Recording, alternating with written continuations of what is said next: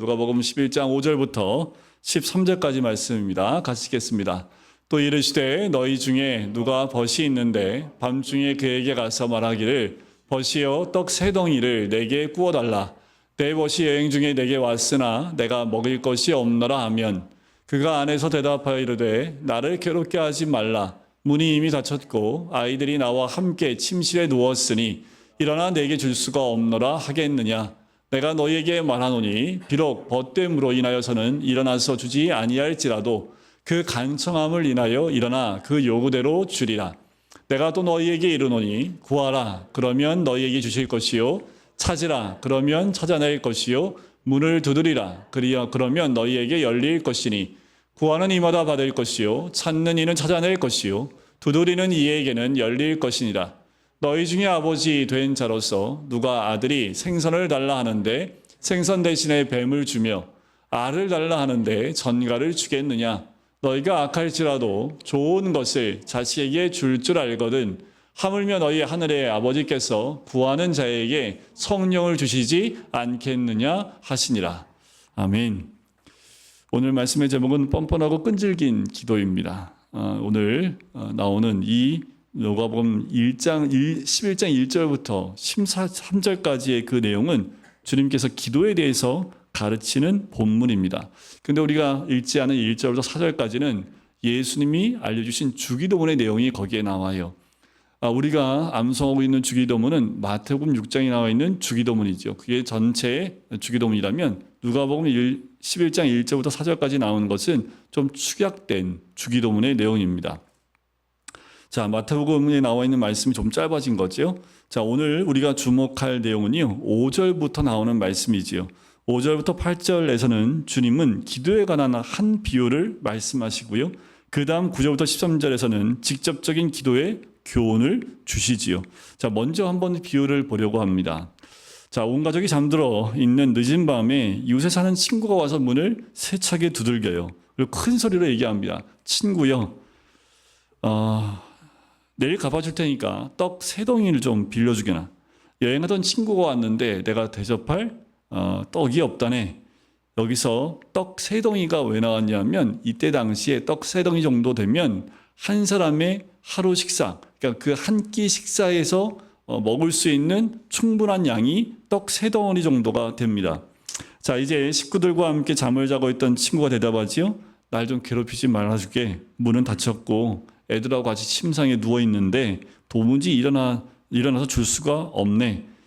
자, 그런데 이 사람이 포기하지 않아요. 너무도 당당하게 떡을 빌려달라고 소리치는 바람에 결국 어떻게 해요? 그 떡덩어리, 세 덩어리를 주었다는 이야기가 오늘 비유의 말씀입니다. 자, 이 비유가 기도에 관해서 주는 교훈은 어떤 것일까? 주님은 이 비유를 통해서, 자, 이 비유가 생뚱맞는 비유라면 이게 도대체 뭐지? 라고 할 텐데 지금 이 비유는요, 그때 당시의 문화를 반영하고 있는 비유입니다. 예수님이 하시는 비유는 그때 당시 유대인들이 처음 듣는 어떤 비유가 아니라요, 거의 대부분 실생활에서 있었던 그 사건을 가지고 비유로 말씀하시기 때문에 이해가 안 가는 건 없어요. 하지만 비유의 특징은 들어서 알긴 알지만 비유의 의미가 무엇인지는 깨닫기가 쉽지가 않지요. 자, 이 비유는요, 참 오해를 많이 불러일으키는 비유이기도 합니다. 이 비유의 교훈이 무엇이라고 여러분들 생각하시나요?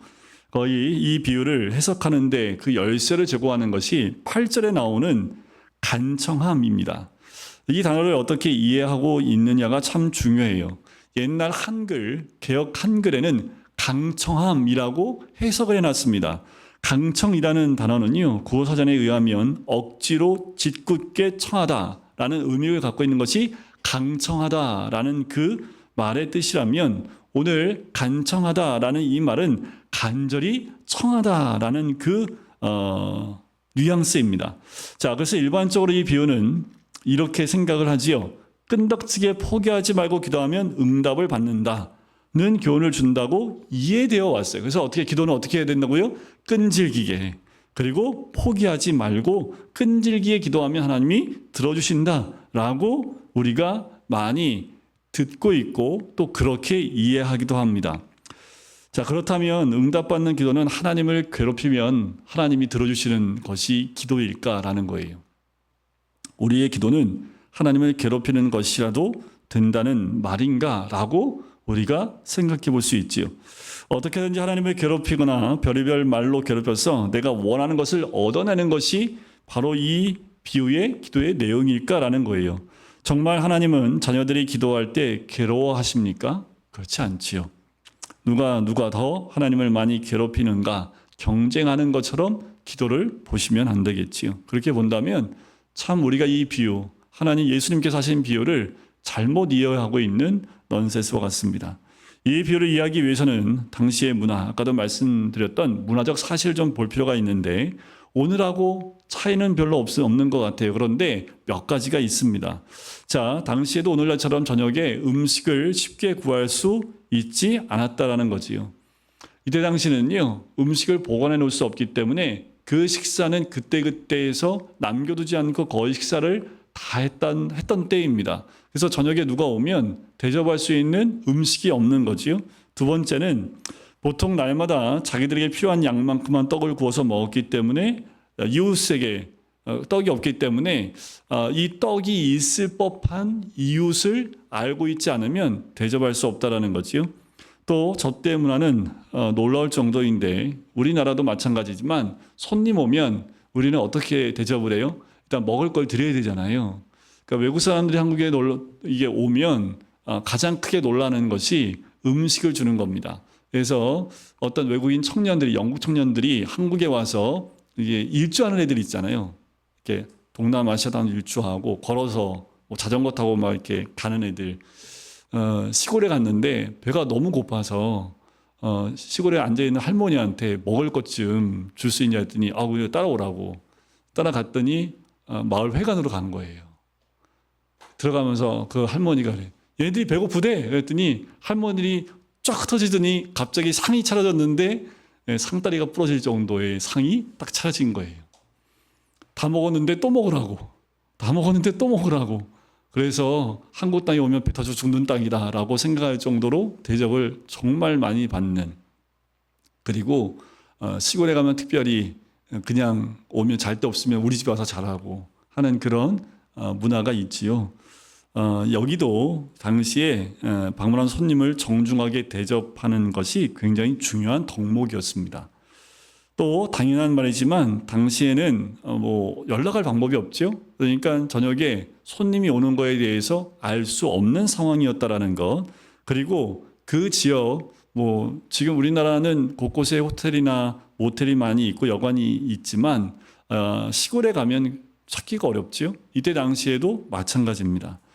당시의 가옥 구조는요, 일반적으로 방 하나가 있는 집입니다. 그러니까 방 하나에 가족이 함께 눕는 구조로 되어 있다라고 얘기를 해요. 그래서 침대에서 누군가 일어나는 것은 한번 누우면 다 잠자고 있기 때문에 쉽지 않다라는 거지요.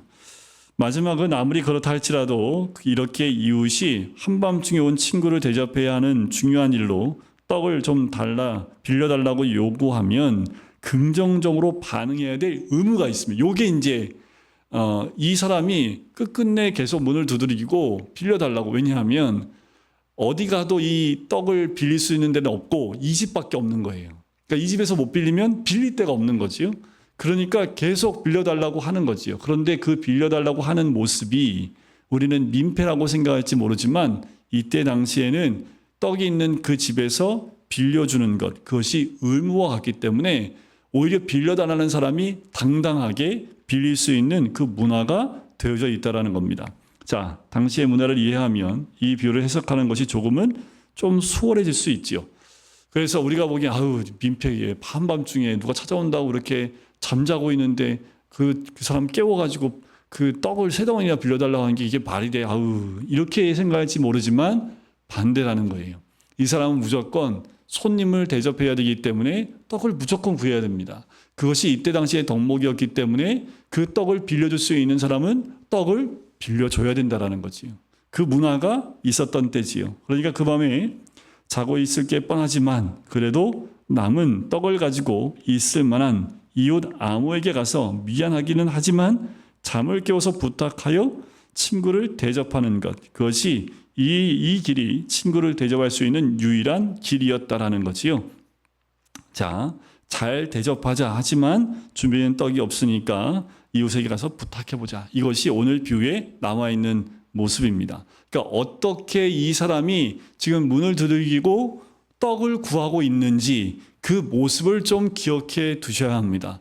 그렇지 않고 우리가 이 문화를 모르고 그냥 문을 두들기는 것, 끝까지 문 열어줄 때까지 계속 끈질기게 두드리는 것에 포인트가 있다 보니까 우리나라 문화에 맞춰서 생각하면 끝까지 문을 열어줄 때까지 끈질기게 좀 문을 열게 해서 그것을 가져가는 것에 포인트를 맞추고 있지만 이때 당시의 문화에는 그 문을 두들기는 사람이 좀 뻔뻔하지만 담대하게 그 일을 해낼 수밖에 없다라는 거지요. 자, 그러면 이 비유를 통해서 주님께서 가르치시고자 했던 교훈이 무엇일까라는 거예요. 여전히 이 비유의 교훈은 끈질기게 포기하지 말고 괴로울 만큼 구하면 얻을 수 있다라고 보시면 이 비유의 의미를 좀 곡해한 것이다 할 수 있지요. 자, 은혜가 풍성하신 하나님께 자기의 필요를 담대하게 간청할 수 있다는 것이 이 비유의 핵심 교훈입니다. 그러니까 하나님 앞에 우리의 필요를 담대하게 간청할 수 있다는 것. 자, 너희 중 누가 대단한 용기를 가지고 한밤중에 이웃에게 가서 그의 모든 가족을 깨워 떡을 달라고 간청할 수 있는 자가 있느냐? 귀찮고 당혹스러워했던 이웃도 요청을 거절하지 않았다면 은혜가 풍성하신 하나님께서는 더더욱 그 요청을 들어주시지 않겠느냐? 그러니 담대히 하나님께 나아가 구하여라 라는 그 의미라는 거지요. 자, 이 비유의 핵심을 이해하는 데는 좀 더 설명이 필요한데요. 앞에서 이 비유를 해석하는 열쇠가 간청함이라는 단어에 있다고 말씀을 드렸지요. 근데 특별한 건 뭐냐면 헬라 말의 이 간청함이라는 단어가 여기에 딱 한 번 쓰였다라는 거예요. 여기에 한 번만 딱 쓰였는데 그 단어의 의미는 우리가 이해하듯이 끈질기게 반복해서 요청한다는 그 의미보다 대담하고 뻔뻔하고 부끄러움을 모르는 태도를 의미한다라는 거예요. 약간 좀 뉘앙스 다르지요? 끈질기게 반복해서 요청한다는 그 간청함이 아니라 대담하고 뻔뻔하고 부끄러움 모르는 태도. 이게 그거 같고 이게 그거 같은 느낌이 좀 들지 모르겠지만 이 간청함이라고 개역개정역에서 번역된 이 단어를 어떻게 이해하고 번역하는가가 굉장히 중요합니다. 미묘한 차이입니다만 이 비유는 끈질긴 기도가 아니라 담대한 기도를 가르치는 비유입니다. 한밤중에 거절하는 친구에게 계속해서 큰 소리로 깨우며 부탁하는 것은 민망할 수 있는데 그것을 개의치 않고요. 너무나 당당하게 마치 맡겨놓은 물건을 찾는 것처럼 떡을 빌려달라고 요청한다라는 거예요. 이런 대담함, 뻔뻔함, 당당함을 말하고 있는 거지요. 자, 여기서 기도가 무엇인지 잠깐 생각해 볼 필요가 있습니다. 기도는 우리가 원하는 것을 하시도록 하나님을 움직이는 수단이 아닙니다. 기도는 하나님께서 원하시지 않는 것을 하시도록 하나님을 설득하는 수단도 아니에요. 기도는 하나님께서 하시겠다고 약속하시는 것을 하시라고 하나님께 뻔뻔스럽고 대담하게 요구하는 겁니다. 하나님이 약속하신 그 약속을 하나님이 반드시 이루어주셔야 됨을 뻔뻔하고 담대하게 하나님께 그것을 가지고 기도하는 것. 이것이 이 비유의 강조점입니다. 우리가 주님께서 가르쳐 주신 대로 기도할 때 그리고 하나님의 약속을 따라 기도하면 우리는 하나님의 확신, 그 믿음의 확신을 가지고 또 거룩한 담대함으로 하나님께 나갈 수 있으며 또 그래야 한다라는 것이 이 비유가 우리에게 보여주고 있는 기도의 참 의미입니다. 자, 이 비유를 토대로 기도에 대한 교훈을 좀 더 발전시켜서 구체적으로 이게 보여주고 있는 것이 9절과 10절에 나와 있는 내용이에요. 자, 우리 9절과 10절 한번 같이 읽어볼까요? 9절과 10절입니다. 시작. 내가 또 너희에게 이르노니 구하라. 그러면 너희에게 주실 것이요. 찾으라.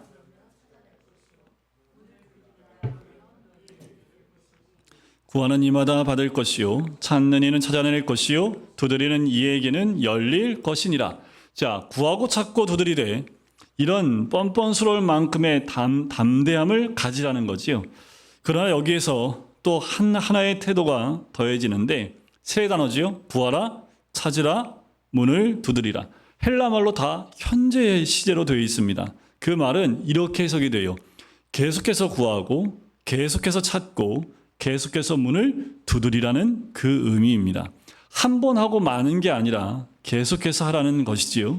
앞에서의 의미는 뻔뻔한 태도를 강조했다면 여기서는 끈질긴 요소가 더해집니다. 구하면 주시고 주어지고 두드리면 열려질 것이라는 이 수동태는 하나님께서 응답하시고 제공해 주신다는 것을 특별히 강조합니다. 즉 기도 자체가 무슨 만능 자판기가 돼서 누리면 나오는 것이 아니고요. 인격이신 하나님께서 당신의 기쁘신 뜻을 위하여 행하시는 것임을 보여주는 거예요. 우리가 기도를 통해서 하나님께 무엇인가 누르면 하나님이 떨거당하고 무엇인가 내려주시는 자판기 같은 것이 기도가 아니라 인격적이신 하나님께서 하나님의 기쁘신 뜻을 위하여 행하시는 것이 기도라는 거지요. 종종 하나님 믿는 것이 아니라 기도를 믿는 소위 기도주의자들이 이렇게 많이 얘기를 합니다. 기도는 만사를 변화시킨다. 맞는 말입니다.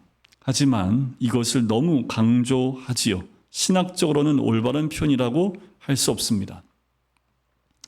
하나님이 하시지요. 근데 거기에 딱 한 글자가 들어가는데 좀 이상해. 하나님이 다 하십니다. 다 하나 들어가니까 뉘앙스가 맞는 말인 것 같은데 뭔가 조금 그래요. 그러니까 우리가 하나님을 말씀대로 믿지 않고 내가 원하는 대로 뭔가 하나가 가미되어지면 왠지 내가 뭔가를 해야지만 되는 것 같은 느낌이 든다라는 거지요. 응답하시고 변화를 일으키시는 분은 하나님이지요. 하나님께서 열쇠를 가지고 계십니다. 구하고 찾고 두드리라는 말씀은 제자들이 구하는 것을 언제나 들어주신다는 의미가 포커스가 거기 있는 것이 아니라 하나님께서 하나님의 뜻과 계획에 따라 제자들이 간청하는 것을 은혜로 관대하게 베풀어 주신다라는 거예요. 중요한 포인트는 하나님의 뜻에 포인트가 있습니다. 자, 뻔뻔하고 끈질기게 무엇을 구해야 합니까? 그 다음에 이제 이야기가 나오는데 그리스도인들의 기도에 관한 질문들 가운데 무엇을 구할 것인지 질문들이 있어요. 몇 가지 질문에 대한 내용들이 있는데 자, 어떤 분이 이렇게 물어봐요. 그럼 내가 원하는 기도만 해도 됩니까? 라고 질문하는 경우가 있습니다. 이제 기도를 처음 하시는 분들이 이런 질문들을 가끔 해요. 하지만 우리가 기도에 대해서 매주마다 보고 있지만 이미 우리가 앞에서도 이 답을 알고 계실 겁니다. 기도는 기본적으로 무엇이든지 하나님 뜻대로 구하는 것이어야 한다는 거지요. 예수님이 주기도문을 통해서 우리에게 알려주신 것입니다. 또 이런 질문도 있어요. 어떤 기도를 해야 하고 어떤 기도는 안 해야 하는지, 그리고 내가 하는 기도가 하나님의 뜻인지 아닌지 어떻게 분별할 수 있습니까? 그러니까 기록되어 있는 말씀 안에 하나님의 뜻이 무엇인지를 바로 아는 것이 중요합니다. 기록되어 있는 말씀에 점검 없이 그냥 내 생각이 하나님 뜻일 거야 하다 보면 그 생각 안에 하나님 뜻이 아니라 내 생각이 가미될 때가 많다라는 거지요. 그래서 하나님의 뜻인지 아닌지 분별은 뭘로 할 수 있어요? 기록되어져 있는 하나님 말씀을 통해서 알고 분별할 수 있습니다. 자, 끝으로 이렇게 얘기도 합니다. 내 자신을 위해서가 아니고 하나님의 뜻을 위해서 기도하기가 어렵습니다. 라고 고백하기도 하지요. 그래서 하나님이 우리에게 주시는 게 뭐냐면 성령님입니다.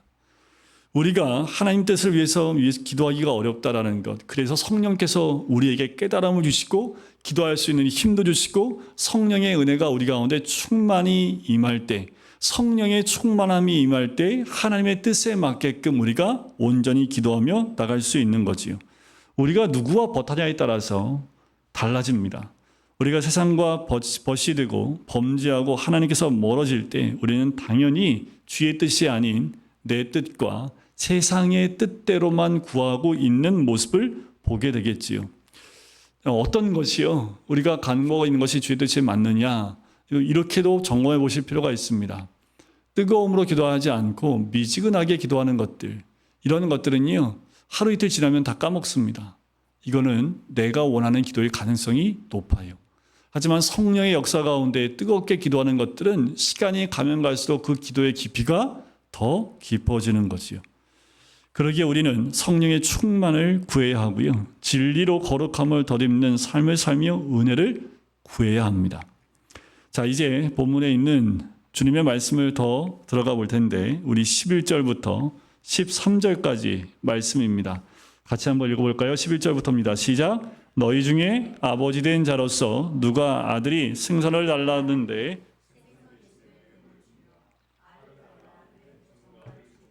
너희가 악할지라도 좋은 것을 자식에게 줄 줄 알거든 하물며 너희 하늘 아버지께서 구하는 자에게 성령을 주시지 않겠느냐 하시니라. 자, 주님께서 세상의 아버지들과 하나님 아버지를 비교하시지요. 비교 대상이 안 되잖아요. 그런데 특별히 비교합니다.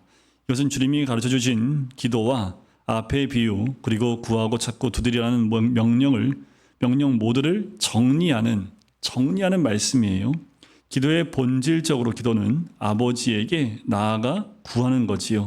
자, 아버지도 자식에게 좋은 것을 주고 싶어 하지요. 생선을 달라고 하는데 뱀을 줄 사람이 어디 있습니까? 자, 이게 뭐냐 하면 당시에 이 갈릴리 바닷가에서 잡히고 있는 물고기가 뱀 같은 모양의, 그러니까 예를 들면 뱀장어 같은 거지요. 물속에 있지만 잡아보면 뭐처럼 보여요? 잘못 보면 뱀처럼 보이지요. 그렇다고 진짜 뱀을 잡아서 줄 아버지가 없다라는 거지요. 자, 계란을 달라고 하는데 전갈을 줄 아버지가 없다라는 거지요. 실제로 전갈이요, 뭔가 자기가 숨으려고 할 때 달걀처럼 몸을 동그랗게 맙니다. 그럼 동그랗게 말아 있는 모습이요, 달걀 크기하고 아주 똑같고 흡사하다고 얘기를 해요. 계란 달라고 그랬더니 그 전갈이 또아리 틀고 있는 꼭 계란처럼 모양하고 있는 이것을 줄 아버지가 어디 있느냐라는 거지요. 악한 아버지도 아무리 악하다 할지라도 자녀가 달라고 하면 그렇게 하지 않는다라는 거지요. 그러면서 주님은 결론을 말씀하지요. 하물며 너희 하늘 아버지께서 구하는 자에게 성령을 주시지 않겠느냐. 똑같은 메시지가 산상수훈 마태복음 6장에 나오지요. 거기에는 뭐라고 나옵니까? 7장에 나오죠. 좋은 것을 주시지 않겠느냐. 좋은 것으로 거기에서 나오지만 누가복음엔 성령을 주시지 않겠느냐라고 말씀을 해주십니다. 하늘 아버지는 세상의 아버지들과 비교할 수 없지요. 세상의 아버지는 유한합니다. 능력도 없어요. 힘도 제한적이지요. 할 수 없는 것들이 더 많아요. 하늘 아버지는요, 무한하시지요. 선하시고 지혜로우시지요. 전능하십니다. 최고의 것을 주실 능력이 넘치시지요. 그런 하나님 아버지께서 주신다고 명시적으로 주님이 언급하신 것은 성령님입니다. 뻔뻔하게 나가서 끈질기게 구하는 자녀들에게 하늘 아버지께서 성령을 주시겠다고 하시는 거예요. 근데 왜 성령님이실까라는 거지요. 왜 돈이나 성공이 아니고 건강이 아니고 성취가 아니냐는 거지요. 하나님께서 자녀들에게 주고자 하시는 모든 선한 것들이 있을지라도 성령님을 주신다고 하심으로써 하나님은 최고의 선물, 주실 수 있는 모든 것을 주신다라고 말씀하고 있는 거예요. 하나님이 주시는데 여러 가지 줄 수 있지요. 돈도요, 성공도요, 건강도요, 그리고 성취, 이 모든 거 줄 수 있지만 그건 최고가 아니라는 겁니다. 우리에게 하나님이 최고의 것을 주길 원하시는데 가장 좋은 것, 그것이 바로 성령이라는 거지요. 당신께서 우리에게 주실 수 있는 어떤 선물이 아니라 하나님 자신을 주신다라는 거예요. 존 라이라는 목사님의 설명이 있습니다. 이분은 이렇게 설명을 해요. 성령님은 의심의 여지 없이 하나님께서 사람에게 주실 수 있는 최고의 선물이다. 이 선물을 받음으로써 우리는 모든 것, 생명, 빛, 소망, 그리고 천국을 소유하게 된다. 이 선물을 받음으로써 우리는 하나님 아버지의 무한한 사랑과 성자 하나님의 죄를 씻어주시는 보혈, 그리고 복되신 삼위 하나님과의 완전한 교제를 누리게 된다. 이 선물을 받음으로써 우리는 이 세상에서 하나님의 은혜와 평강을 누리고 저 세상에서는 영광과 존영을 누릴 것이다. 그래서 성령님은요, 하나님 아버지께서 자녀에게 주시는 최고의 선물이라는 거지요. 자, 말씀을 정리하면서 우리는 어떻게 뻔뻔하게 하나님께 나가 구할 수 있을까요? 우리는 무엇을 위해 끈질기게 구하고 찾고 두드려야 합니까? 먼저는 부정적으로 표현하자면 아까도 말씀드린 대로 뜨거움 없이 기도하는 것들, 구하고 잊어버리는 그런 기도, 그리고 내가 당연한 필요는 절박하게 구하는데요. 하나님의 뜻을 구하는 것은 좀 냉랭한 마음을 벗어날 수 없다면 어쩌면 우리의 영적 수준이라는 거지요. 지금 우리에게 하나님이 간절히 구하는 기도가 뭐겠습니까? 우리가 구하는 기도의 제목과 하나님이 우리에게 기도하기를 원하는 기도의 내용이 같아야겠지요. 그런데 우리는 우리 자신의 문제를 해결하는 때에는 굉장히 열정적으로 기도하다가도 그렇지 않은 다른 기도의 제목에서는 그렇게 열심을 내지 못하는 모습을 볼 때가 있다라는 겁니다. 지금은 무엇을 위해서 하나님이 기도하기를 원하실까요? 지금 이때에 우리가 지금 살고 있는 지금 이때에 하나님이 우리의 입술을 벌려서 기도하기를 원하시는 것이 무엇이겠습니까? 언제 우리가 하나님께 나가 기도할 때 뻔뻔스러울이 많지 담대할 수 있겠습니까? 그것은 하나님의 약속과 말씀을 따라 구할 때입니다. 하나님의 언약, 하나님의 말씀을 따라 구할 때 뻔뻔스럽게 구해도 되고요. 담대하게 구하셔도 됩니다. 사도 요한은 이렇게 썼지요. 그를 향하여 우리가 가진 바 담대함이 이것이니 그의 뜻대로 무엇을 구하면 들으십니다. 우리가 무엇이든지 구하는 바를 들으시는 줄을 안즉 우리가 그에게 구한 그것을 얻은 줄을 또한 아느니라. 핵심 단어는 그의 뜻대로 무엇을 구하면 이겁니다. 바로 하나님께서 말씀으로 약속해 주신 것들을 가지고 하나님 앞에 나가 기도할 때 하나님의 자녀들은 담대하게 하나님께 구할 수 있는 거지요. 우리는 하나님께서 약속하신 대로 그 뜻을 따라 구할 때 심지어 뻔뻔스러운 담대함으로 당당하게 기도할 수 있는 겁니다. 자, 문제는 어떻게 하나님 약속을 따라 구하는가 하는 거지요. 주님께서 가르쳐 주신 기도를 외워서 주문처럼 따라해야 합니까? 아니요. 그 주기도문은 우리한테 예로 알려주신 거지요. 우리가 암송하고 있지만 그와 같은 모습으로 우리의 모든 기도는 주님께서 가르쳐 주신 기도에 맞춰서 드려져야 한다라는 거예요. 이것을 배워야 된다라는 거지요. 그래서 우리는 기도의 훈련이 필요합니다. 가령 사랑하는 사람의 회심을 위해서 기도한다고 해보지요. 자녀일 수도 있고요. 배우자일 수도 있고 부모일 수도 있습니다. 우리는 솔직히 말해서 기도할 수는 있지만 그가 복음을 받아들이고 믿을지는 확신할 수 없지요. 그러나 하나님께서 그를 구원하실 수 있음은 믿습니다. 우리는 이 사실 안에서 하나님의 자비하신 성품을 근거하여 끈질기게 담대하게 기도할 수 있지요. 그 기도가 하나님 마음에 합한 기도겠지요. 또 어떤 사람이 회심을 하였다면 무엇을 위해서 기도할까요? 회심한 그 사람이 거룩함으로 나갈 수 있도록 우리는 끊임없이 기도해야 되겠습니다. 그것이 바로 하나님의 뜻이기 때문에 그래요.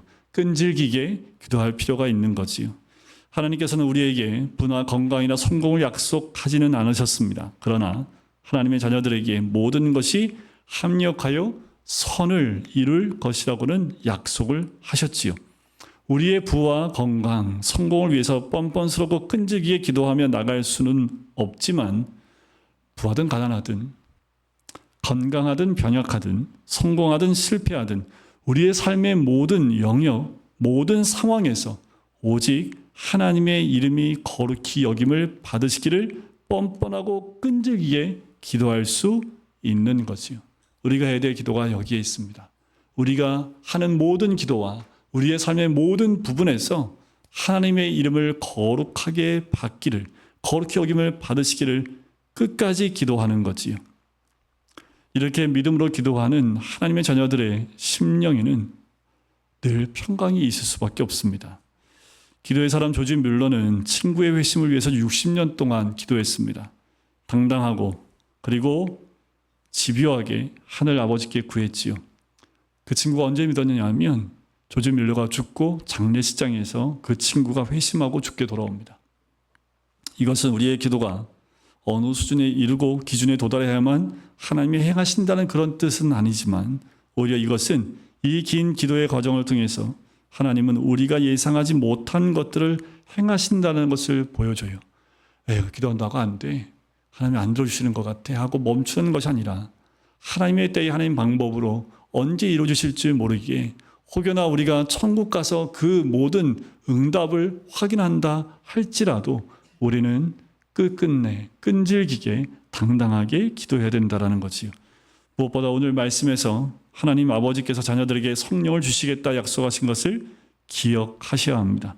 거듭남으로 하나님의 자녀가 된 자녀들에게 하나님은 반드시 성령님을 주십니다. 성령님을 통해서 우리는 하나님의 사랑이 우리 마음에 부음받은 것을 깊이 풍성하게 경험하지요. 이미 성령님이 내주하시는 하나님의 자녀들도 그 마음이 식어질 때 하나님께 기도하셔야 합니다. 성령께서 내 안에 충만하게 역사해 주시기를 구해야 된다는 거지요. 마치 오늘 비유의 주인공처럼 안 주시면 문이 열릴 때까지 끝까지 당당하고 끈질기게 주님 앞에 구하는 모습으로 나갈 때 반드시 닫힌 문은 열리고요. 또 성령님은 우리에게 온전히 임하시게 될 줄 믿습니다. 하나님의 뜻을 따라 다소 뻔뻔스러운 당당함으로 그리고 끈질기게 구하고 찾고 문을 두드리는 것, 그것이 주님이 우리에게 말씀하시는 것이요. 하늘 아버지께서 너희에게 성령을 주시지 않겠느냐. 오늘 이 밤에도 주님이 부어주시는 그 성령의 은혜가 우리 모두에게 임하길 간절히 소원합니다. 성령이 임할 때 세상이 달라집니다. 이제까지 안 됐던 것들이 되는 것으로 보이고요. 이 땅이 어두워 보였던 것들이 이 땅의 희망과 하나님의 그 소망이 이 땅 가운데 있음을 발견하게 되는 거지요. 우리 모두에게 오늘 이 밤에도 성령님을 간절히 구할 때 부어주시는 은혜와 또 우리가 주의 뜻을 구할 때 성령께서 우리와 함께 하시는 은혜가 우리 모든 성도님들 가운데 온전히 임하기를 주님의 이름으로 간절히 축원드립니다.